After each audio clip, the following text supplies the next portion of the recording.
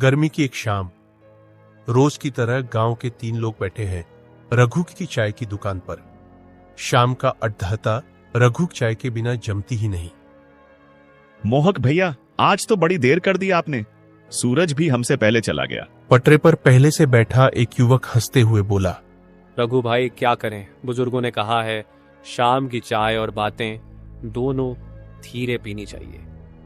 और विक्रम भैया, आज कुछ ज्यादा ही सोच में डूबे लग रहे हो।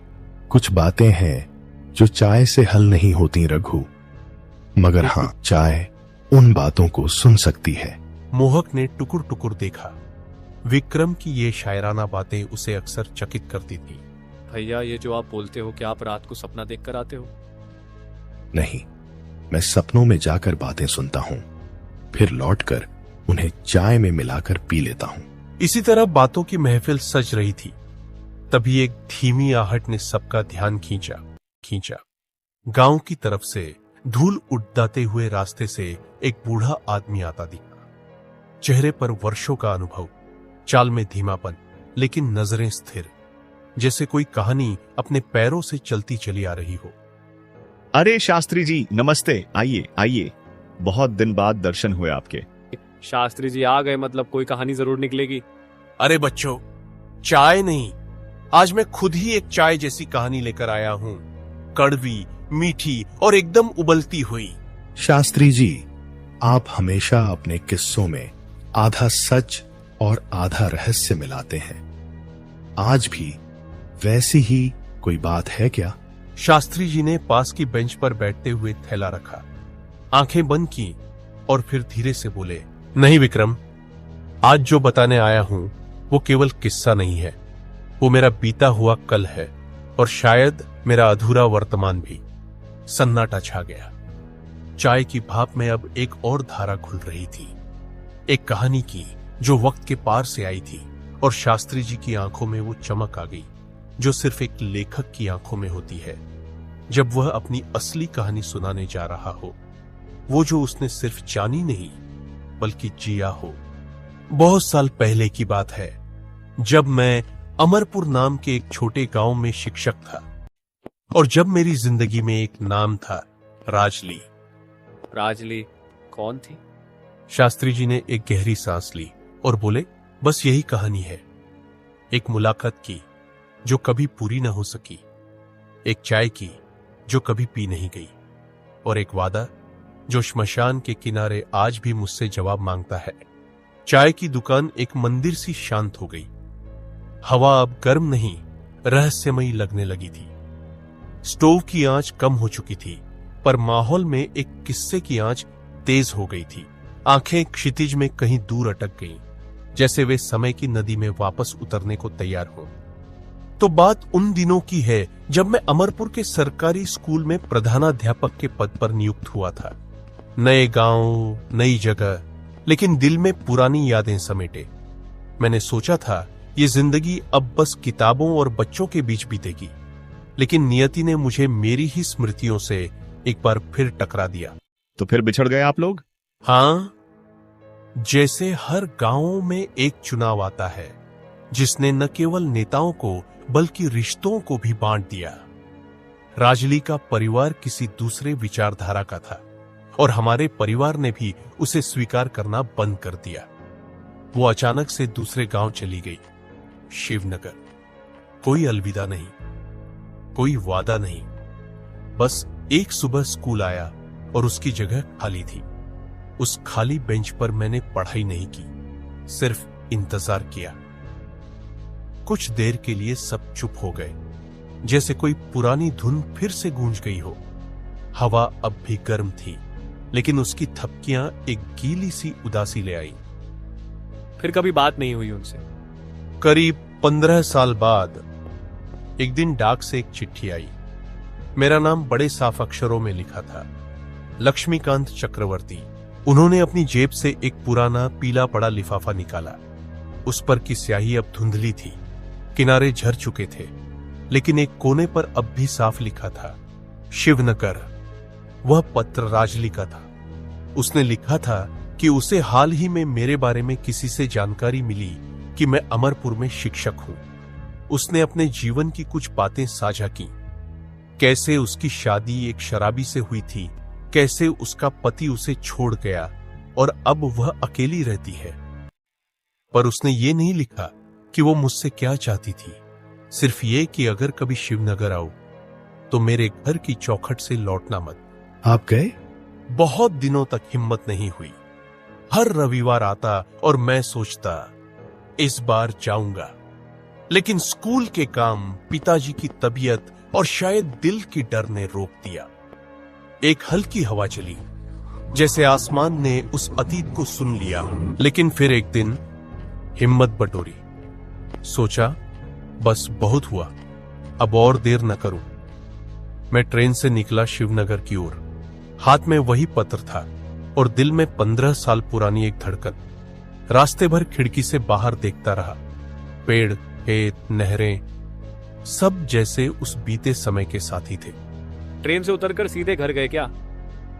नहीं, स्टेशन पर उतरकर पता चला कि शिवनगर गांव तक अब कोई साधन नहीं मिलता। शाम के बाद दुकानदार ने बताया कि एक ही रास्ता है जो श्मशान के पास से होकर जाता है। अब सबकी आंखें चौकन्नी हो गई। माहौल एकदम बदल गया था। चाय की भाप अब भय से कांपती सी लग रही थी। श्मशान का रास्ता रात में? हाँ, दुकानदार ने चेतावनी दी थी। कहा था रात को उस रास्ते पर जाना ठीक नहीं। कई लोगों ने कहा है कि वहां अजीब आवाजें आती हैं। कोई तुम्हें पुकारता है, कोई पास चलता है लेकिन दिखता नहीं। लेकिन मुझे तो सिर्फ एक आवाज चाहिए थी, राजेली की। देर तक कोई कुछ नहीं बोला तो मैं चल पड़ा पैदल। आपको डर नहीं लगा? डर लगा था बहुत, लेकिन उस डर से बड़ा मेरा पछतावा था। अगर मैं नहीं गया तो शायद ये कहानी कभी पूरी नहीं होगी। और जब कोई अधूरी कहानी किसी लेखक के पास रह जाती है तो वो उसे जिंदगी भर काटती रहती है। अब सबके चेहरे गंभीर थे। आंखें शास्त्री जी की तरफ गड़ी थीं, जैसे वे कोई भूत नहीं, एक गूढ़ आत्मा की कथा सुन रहे हो। श्मशान का वो रास्ता, वो अंधेरा और फिर वो आवाज, लक्ष्मीकांत। शास्त्री जी की अभी आवाज भारी हो चुकी थी। हवा अब स्थिर थी, जैसे पूरा वातावरण सुन रहा हो। मोहक, विक्रम और रघु तीनों अब बिना पलकें झपकाए उनकी ओर देख रहे थे। जैसे ही मैं श्मशान के पास पहुंचा, रात की चुप्पी और गाढ़ी हो गई। पत्तियां हिलती नहीं थीं, पेड़ सांस नहीं ले रहे थे और जमीन में अजीब सी नमी थी, मानो कोई अभी अभी वहां से गुजरा हो। रास्ता संकरा था और दाईं ओर टूटी हुई दीवारों के बीच बिखरी राख, श्मशान भूमि का सूखा सच। वहां कोई दिखा? दिखा नहीं, लेकिन महसूस जरूर हुआ। मैं तेजी से चल रहा था, लेकिन मेरे कदम खुद धीमे पड़ते जा रहे थे, जैसे कोई अदृश्य शक्ति मुझे रोक रही हो। और फिर अचानक वो आवाज आई, लक्ष्मीकांत। कहां से आई आवाज? बाईं ओर उस बरगद के पेड़ से, जिसकी जड़ें जमीन को चीरती हुई बाहर निकल आई थीं। जैसे ही मैंने मुड़कर देखा, उस रस्सी पर कोई बैठा था। क्या वो राजली थी? शक नहीं रहा। वही नीली साड़ी, वही झुके हुए कंधे, वही लंबे खुले बाल। वो मुझे देख रही थी, आंखें एकटक मेरी ओर, लेकिन उसके चेहरे पर कोई भाव नहीं था, न मुस्कान, न आंसू, बस ठहराव। मैंने धीमे से कहा, राजली, मैं आ गया। बहुत देर हो गई मुझे, लेकिन मैं आया तो सही। बहुत देर कर दी लक्ष्मीकांत। मैं अब यहां नहीं हूं, लेकिन मैं तुम्हारा इंतजार करती रही, रात दर रात, परसों तक। आप डर गए क्या? डर? हां, शरीर कांप रहा था, लेकिन दिल, वो किसी और ही भावना से भरा था, जैसे उस मुलाकात का सालों से इंतजार कर रहा हो। और जब मेरी नजर वापस राजली पर गई, वो वही नहीं थी। क्या वो हवा में घुल गई? नहीं, वो अब मेरे बिल्कुल पास खड़ी थी, इतनी पास कि उसकी सांसें मेरी गर्दन पर महसूस हो रही थीं, लेकिन ठंडी, बहुत ठंडी। चलो लक्ष्मीकांत, बहुत रुक गए तुम, अब देर मत करो। शास्त्री जी ने गहरी सांस ली, मानो किसी कठिन स्मृति में प्रवेश कर रहे हों। मैं कदम बढ़ा चुका था, लेकिन तभी मेरे पीछे से किसी ने मेरा नाम पुकारा, लक्ष्मीकांत। ये कोई दूसरी आवाज थी, जिंदा, पहचान की, इंसानी। और जैसे ही मैंने पीछे देखा, को में चमक थी और माथे पर चिंता। बेटा रुक जा, उसके साथ मत जा, वो इस लोक की नहीं रही। आप कौन हैं? मैं राजली का चाचा हूँ। वो अब इस दुनिया में नहीं है। उसने इस जगह पर आखिरी सांस ली थी, इसी रास्ते पर, और तब से वो यहाँ भटक रही है। हर उस इंसान का इंतजार करती है जिससे कभी कोई रिश्ता अधूरा रह गया। एक झटका लगा सबको। क्या वो पहले ही मर चुकी थी? हाँ, अगले दिन मुझे पता चला कि राजली की मौत एक सड़क हादसे में हो गई थी 2 साल पहले। और जिस रात मैं वहां पहुंचा, वही रात थी जब उसकी बरसी थी। अब हवा बिल्कुल स्थिर थी। रघु का स्टोव भी अब बिना आवाज के जल रहा था, और वो बरगद का पेड़ जैसे यहां भी आकर खड़ा हो गया था। मैंने उस चाचा जी को धन्यवाद दिया। उन्होंने मुझे वहां से वापस जाने को कहा, और जब मैं मुड़ा तो वो बरगद, वो झूला, वो आवाजें सब गायब हो चुके थे। जैसे कुछ था ही नहीं, जैसे एक सपना देखा हो, लेकिन मेरे दिल में कुछ हमेशा के लिए बदल चुका था। और आप लौट आए?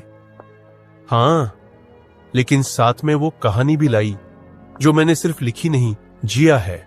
और तभी से मेरी कहानियों में सच्चाई की वो परछाई आ गई जिसे लोग भूतिया समझते हैं, लेकिन असल में वो अधूरी आत्माओं की पुकार है। शास्त्री जी की बात पूरी होते होते पूरा चबूतरा जैसे किसी अलक्षित दायरे में आ गया था। ना मोहक की जुबान हिली, ना रघु का स्टोव सीटी मार रहा था, और ना ही विक्रम ने कोई अगला सवाल पूछा। चारों तरफ सन्नाटा था।